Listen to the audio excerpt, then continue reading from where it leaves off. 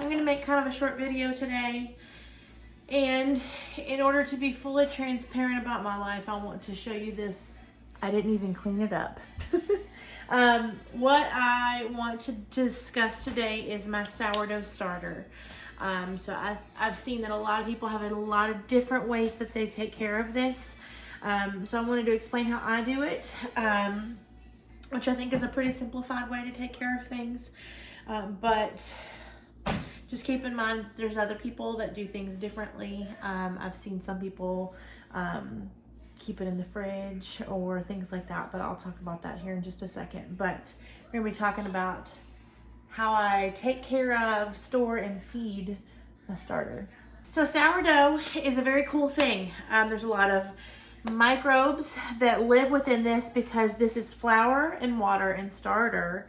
Starter just simply means an active culture that is ongoing, basically. So the definition of a starter is just, you know, something that's already begun the fermentation process.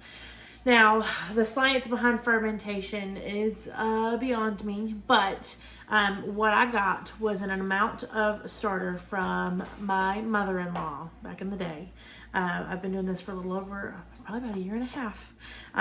But you get a starter, you get flour, and you get water. So what I do, I had found a recipe that you do equal parts, but that's not how I do it. So this guy's a little dry, really needs to be fed, but it's nice and bubbly in there. This one, the viscosity tells you the different stages within where the starter exists, basically. So right now, this is pretty runny. There's not a whole lot of bubblage.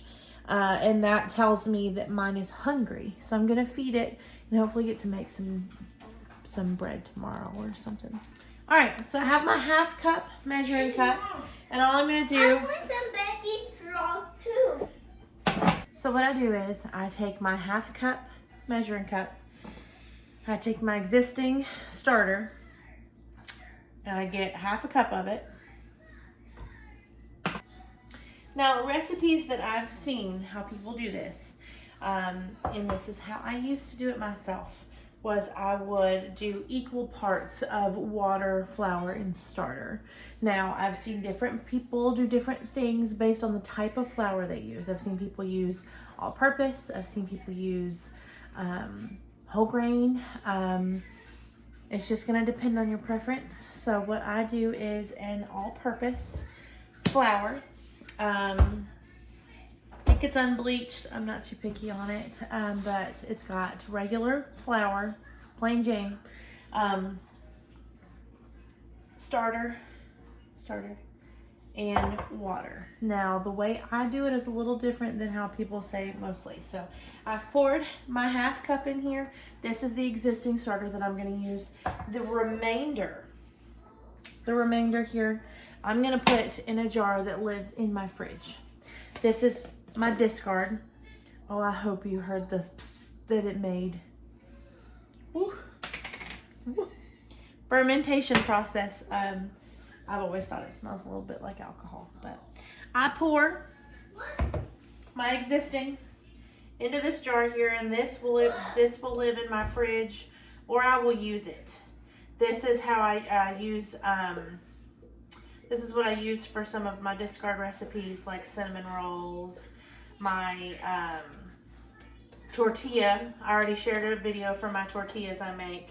I'm going to start periodically making videos of all my discard recipes as I make them, because there's a lot of things I make. But basically, I get all of my discard in this jar. I'm trying. There was a bunch in there this time. Pop the lid on this bad boy, and it goes in the fridge. Now, something I want to share. There is a dark line right here because this is what I had before, and this is what I've just added. This dark line doesn't mean anything's bad. This is what will begin to make the hooch. And what I used to do with hooch, and I'll try to share some hooch in later videos, but I don't get it very often because I use this so much. But basically hooch is just a watery, dark looking liquid that will get on the top, but it's not a bad thing.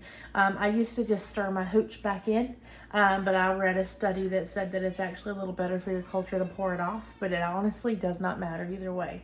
The hooch will make your sourdough flavor really strong, but mine's already pretty strong, and I'll tell you why in a minute.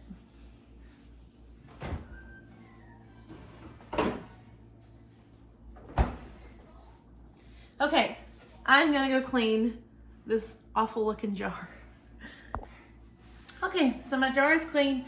It's a little wet. I'm about to put water into it anyway, so it's not really a big deal. So what I do, got my jar. I'm gonna share a link to where I got this jar from off Amazon.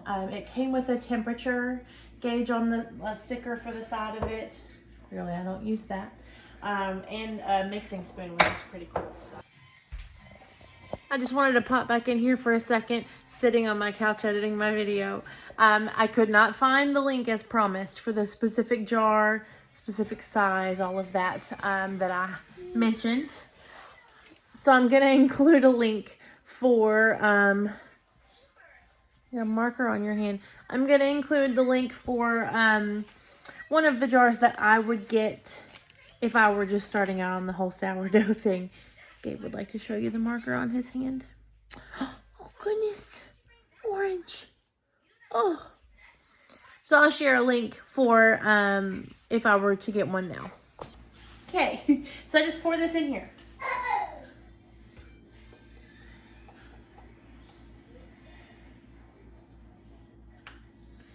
Just get out as much as I can. But because the way I do this usually is equal parts, it doesn't really matter that there's more in here because I'm going to be putting other things in next. So, next what I do is I get water, but here's where it gets weird. I get a room temperature-ish water. So my thinking is that bacteria and other things grow when it's warmer. So I get warmer water. I would imagine there may not be a whole lot of science to this, but it's just my thinking is that if you add cold water, then it's going to cool down the culture that then won't grow as quickly. Seems to work all right for me. So this is a little less than half a cup because I also tweak the typical 3 parts ratio a little bit. So I've got a true half cup of starter here, a little bit less than a half cup of room temperature-ish water. And then what I do for flour, my flour I do a little bit more than half a cup. I read, because you know, there's all the research in the world online. So I had read at one point where someone had said if you want your starter to be more active, I was beating things around, you probably couldn't hear me. But if you want your starter to be more active,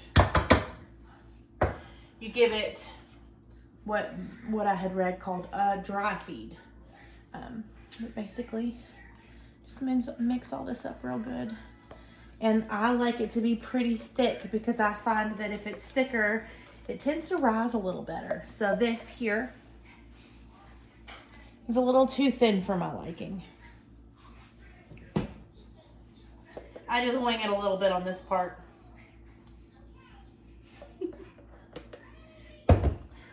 I never realized how messy.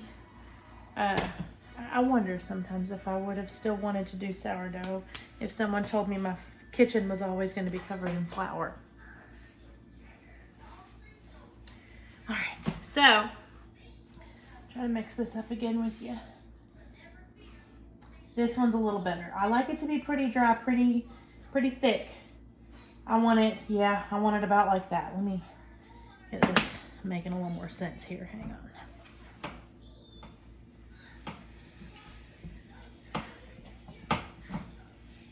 There we go. I like it to be pretty darn thick. Like almost that I can stand my spoon up in it. Yeah. I like for it to be really thick because I feel what I've seen after 1.5 years of doing this myself is that the the dough tends to rise a little better for me whenever it's thicker like this. I've seen a lot of people put rubber bands and, you know, marks of some kind on their jars. But what I do is try to get a very true line. I try to get it all in one good kind of level line here. And then whenever it begins to rise, I'll certainly be able to tell. There will be bubbles all over the bottom, things like that. If I'm ever real concerned about it, and if it's truly rising like it should be, I'll take my dry erase marker that I use for my grocery list, and I'll just put a little mark on it. But I'm not worried about this guy because it rises pretty good. Now, when I said that my starter is very strong in that starter, that sourdough flavor that we all know, we might not all know it, but mine is a bit more flavorful than some of the other ones I've tasted. And that is because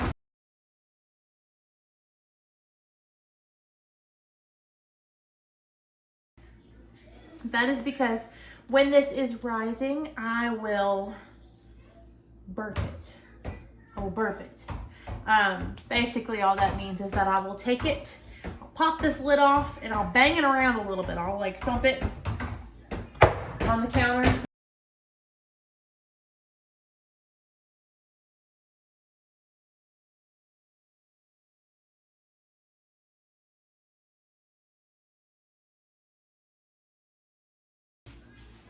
I'll thump it on the counter, kind of like that.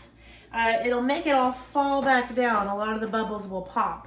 But I've read somewhere else that doing that will strengthen that true sourdough flavor.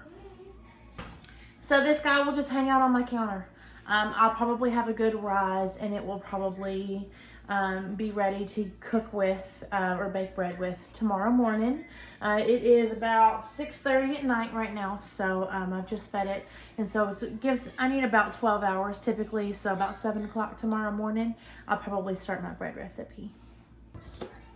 And that's it. I have been learning this as I go. This is not anything that's been passed down for generations for me. My mom has no idea what this is. But I truly love it. I've been big into microbes and healthy gut health, and, you know, trying to be healthier and make my boys healthier in turn too. So that was really what started it for me. But then I learned that I truly love the recipes that I have. I don't like things like normal tortillas and normal breads and things like that now. I like the good stuff. I just wanted to share that this is the flour I use. I'm a Kroger girl. But like I said, all purpose. It's not that big of a deal what you use. It's gonna be what's best for you and your family. How I feed my starter. I try to do that a couple times a week. So there's people that usually keep their starters in the fridge where you don't have to feed it as often, but I use mine a lot, so I just keep it on the counter. And if there's ever a time, which might be going on right now, where I haven't been consistently feeding it very well, I will have to do a good 2 to 3 feeds in order to get that good rise again. But that's what happens with mine. And then if I ever let it starve, I've got some in the fridge too. So I use my discard often, and so probably what I'll do is end up with a couple of jars this week while I'm doing multiple feeds to try and get this to come back for me, because it's probably been about a week since I fed it. But even whenever I go those long times, if I leave for vacation, I just leave it on the counter and don't feed it. When those things happen, it always comes back, and it's okay. So that's how I take care of my starter and keep my sourdough going all the time. If you want to watch the recipe on how I make my sourdough tortillas, watch this one next.